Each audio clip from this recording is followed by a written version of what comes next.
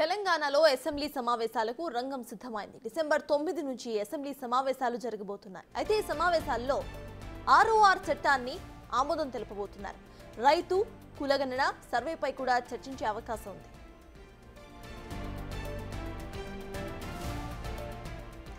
ఇక మరోవైపు మంత్రివర్గ విస్తరణ కూడా ఉండవచ్చని టాక్ వినిపిస్తోంది. మహారాష్ట్ర ఫలితాల తరువాత కేబినెట్ విస్తరణ ఉండే అవకాశం అయితే ఉంది.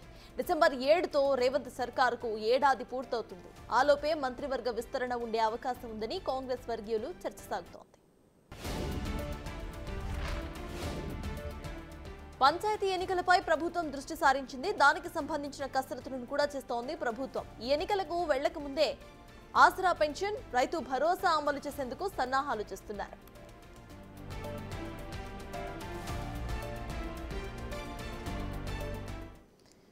తెలంగాణలో అసెంబ్లీ సమావేశాలు డిసెంబర్ 9 నుంచి ప్రారంభమయ్యే అవకాశం అయితే కనిపిస్తోంది.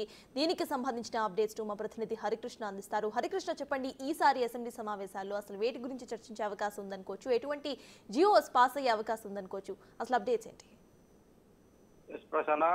డిసెంబర్ 9 నుంచి కూడా అసెంబ్లీ సమావేశాలు జరుగుతున్నట్టుగా ప్రభుత్వ వర్గాలు అయితే తెలుస్తున్నాయి. ప్రధానంగా ప్రభుత్వం ప్రతిష్టాత్మకంగా చేపట్టిన కులగణనకు సంబంధించి ఇప్పటికే 82% కులగణన పూర్తయింది. కులగణనకు సంబంధించి కూడా సర్వేకి సంబంధించి కూడా అసెంబ్లీ చర్చల్లో భాగంగా చర్చ జరిగే అవకాశం అయితే కనిపిస్తుంది. అదేవిధంగా గతంలో ఏదైతే ధరణికి సంబంధించి ధరణి పోర్టల్కి సంబంధించి రైతులు అనేక ఇబ్బందులు ఎదుర్కొన్నారు.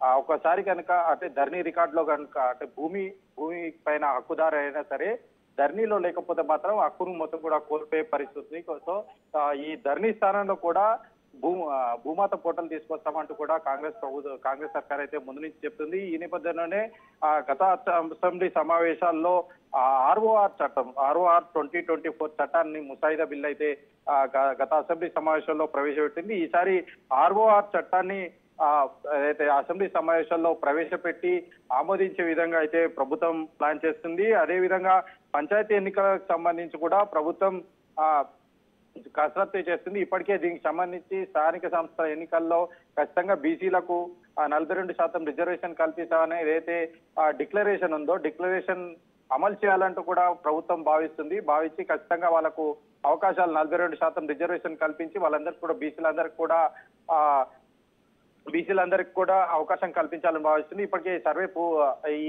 ఈ నెల 30న అయితే సర్వే పూర్తయింది. ఈ సర్వేను బేస్ చేసుకొని ఇప్పటికే బీసీ డెడికేషన్ కమిషన్ కూడా ఏర్పాటు చేయడం జరిగింది. ఈ కమిషన్ నుంచి కూడా రిపోర్ట్ తీసుకున్న తర్వాత స్థానిక సంస్థల ఎన్నికల్లో బీసీలకు అవకాశాలు కల్పించి దీనిపైన ప్రభుత్వం అసెంబ్లీ సమావేశాల్లో చర్చ పెట్టే అవకాశం కూడా ఉంది.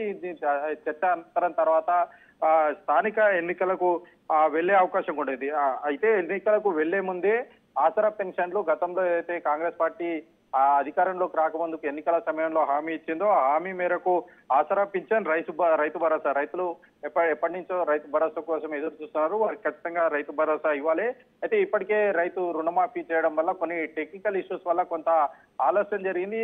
అట్లాంటి ఆలస్యం జరగకుండా ప్రభుత్వం ఖచ్చితంగా అంటే సాంకేతిక పరిజ్ఞానాన్ని ఉపయోగించుకొని ఎక్కడ ఎలాంటి లోపాలు జరగకుండా కూడా రైతు భరోసా అమలు చేసేందుకు ప్రభుత్వం ప్లాన్ చేస్తుంది. ఇప్పటికే దీనిపైన మంత్రివర్గ కమిటీ కూడా వేశారు.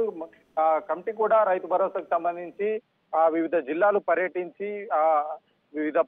పర్యటించి రైతుల నుంచి కూడా ఏ విధంగా రైతు భరోసా అమలు చేస్తే బాగుంటుందంటూ కూడా రైతు నుంచి అయితే అభిప్రాయం తీసుకున్నది. హరికృష్ణ, అసెంబ్లీలో ఇప్పుడు ఏ బిల్స్ గురించి ఇటు చర్చకు వచ్చే అవకాశం ఉందనుకోవచ్చు, దానికి సంబంధించిన అప్డేట్స్ ఏంటి?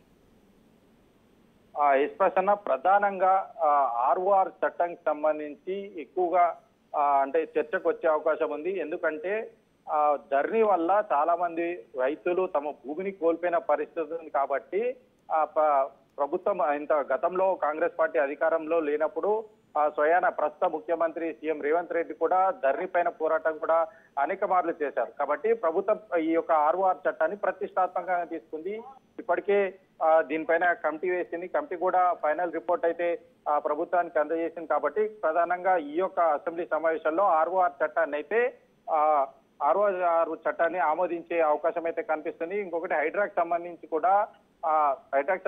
కూడా ఇప్పటికే అటు అటు గవర్నర్ నుంచి బిల్లు కూడా పాస్ చేసుకుని హైడ్రా తీసుకురావడం జరిగింది. అదేవిధంగా మూసి ప్రక్షాళనకు సంబంధించి ప్రభుత్వం హైదరాబాదు, అదే నల్గొండ, రంగారెడ్డి జిల్లాలకు సంబంధించి ఆ ప్రజలకు నాణ్యమైన జీవితాన్ని అందించాలని ప్రభుత్వం చాలా చిత్తశుద్ధితో పనిచేస్తుంది.